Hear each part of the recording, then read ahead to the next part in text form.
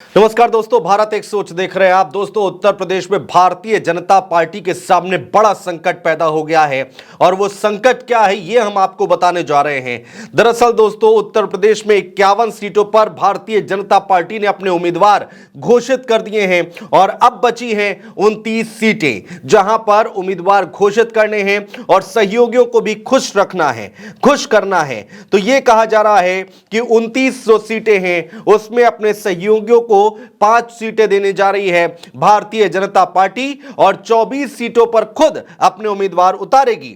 लेकिन इन सब के बीच में कहा यह जा रहा है कि कई ऐसे नाम हैं उत्तर प्रदेश के जिनके नामों पर तलवार लटक रही है, जिनके टिकट कट सकते हैं। यहां पर कौन कौन से वो लोग हैं, कौन कौन सी वो सीटें हैं, वो हम आपको बताने जा रहे हैं दोस्तों। लेकिन उससे पहले जल्दी से एक नजर उन सीटों के नामों पर जिन पर अभी प्रत्याशी घोषित करना बाकी है भारतीय जनता पार्टी का, और बीजेपी के लिए बड़ा संकट पैदा होता हुआ इन सीटों पर दिखाई दे रहा है।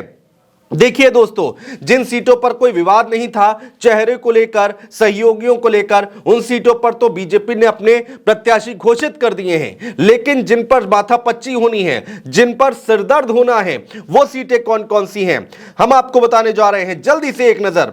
बिजनौर, मुरादाबाद, गाजियाबाद, अलीगढ़, मेरठ, हाथरस, फिरोजाबाद, बागपत, बरेली, घोसी, पीलीभीत, सुल्तानपुर, बदायूं, रायबरेली, कौशांबी, प्रयागराज, कैसरगंज, कानपुर, गाजीपुर, मिर्जापुर, मछली शहर, बलिया, बहराइच, भदोही, देवरिया, मैनपुरी, रॉबर्ट्सगंज, मिर्जापुर और फूलपुर। 29 लोकसभा सीटें हैं दोस्तों ये, जिनके मैंने नाम आपको बताए हैं। इन 29 लोकसभा सीटों पर भारतीय जनता पार्टी के लिए परेशानी खड़ी होती दिखाई दे रही है।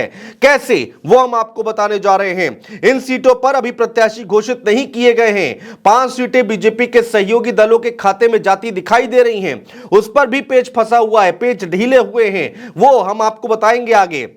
और वीडियो हम आपके सामने लेकर आएंगे, वो भी हम आपको बताएंगे। लेकिन यहां पर 24 सीटों पर उम्मीदवार घोषित करेगी भारतीय जनता पार्टी और वो नाम हम आपको बताने जा रहे हैं जिन पर तलवार लटक रही है, यहां पर टिकट कट सकता है। कैसे, वो हम आपको बता रहे हैं। उनमें कौन कौन सी सीटें शामिल हैं।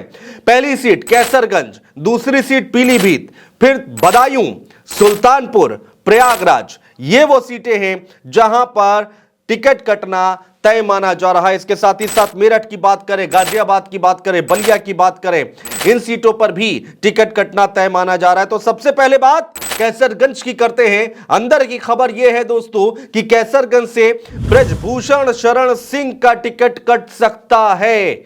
यह बड़ी खबर है, बड़ी अपडेट हम आपको दे रहे हैं कि कैसरगंज से ब्रजभूषण शरण सिंह का टिकट कट सकता है। इसके बाद दोस्तों आइए पीलीभीत की बात करते हैं। पीलीभीत से मौजूदा सांसद है वरुण गांधी। ये बड़ा नाम है, हिंदुत्व का बड़ा चेहरा है वरुण गांधी, और यह कहा जा रहा है कि बीजेपी वरुण गांधी का टिकट काटने जा रही है। सुल्तानपुर की बात करें, मेनका गांधी, वरुण गांधी की माताजी, यह भी कहा जा रहा है कि मेनका गांधी का टिकट भी यहां पर बीजेपी काटेगी। इस बार दोनों लोगों का टिकट काटेगी भारतीय जनता पार्टी। पहली लिस्ट में इनका नाम कतई नहीं था और जो 29 नामों की लिस्ट है उसमें भी इनका नाम नहीं है, ऐसी खबरें निकल कर आ रही हैं। तो अगर इनका टिकट कटे तो आप अचंभित मत होइएगा, चौंकिएगा मत। प्रयागराज से दोस्तों हम बात करते हैं। रीता बहुगुणा जोशी कांग्रेस पार्टी छोड़कर भारतीय जनता पार्टी में आई थी और यह कहा जा रहा है कि प्रयागराज से रीता बहुगुणा जोशी के नाम पर तलवार लटक रही है। बलिया से मौजूदा सांसद हैं वीरेंद्र सिंह मस्त। वीरेंद्र सिंह मस्त पर भी तलवार लटक रही है, उन पर तलवार चल सकती है। भारतीय जनता पार्टी उनका टिकट काट सकती है। गाजियाबाद, दिल्ली से सटा हुआ इलाका है गाजियाबाद दोस्तों।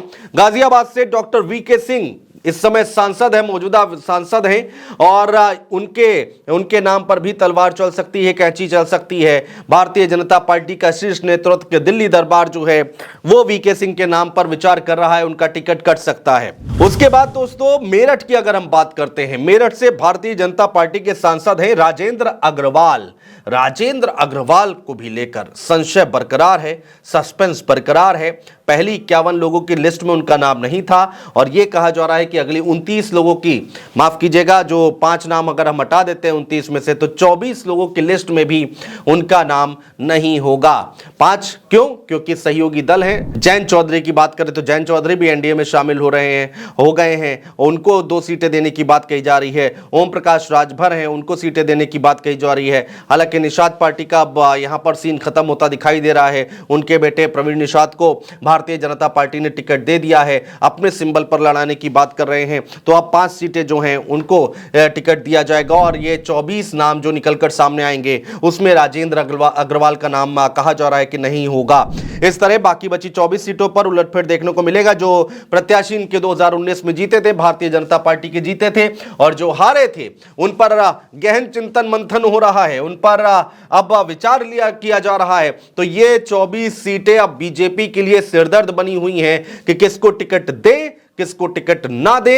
अब देखना यह दिलचस्प होगा कि इन नामों पर तलवार लटकती है या फिर इनको एक बार फिर से मौका दिया जाता है। लेकिन अंदर की खबर यही निकल कर आ रही है दोस्तों कि इनके नामों पर कैंची चल सकती है, इनके नामों पर तलवार लटक रही है, तलवार चल सकती है, इनके टिकट काटे जा सकते हैं। बड़े नाम हैं, बड़े चेहरे हैं, देखना बहुत दिलचस्प होगा। और जब इनका टिकट कटेगा उसके बाद इनका रुख क्या होता है, यह भी बहुत महत्वपूर्ण है देखना दोस्तों। बहुत शुक्रिया।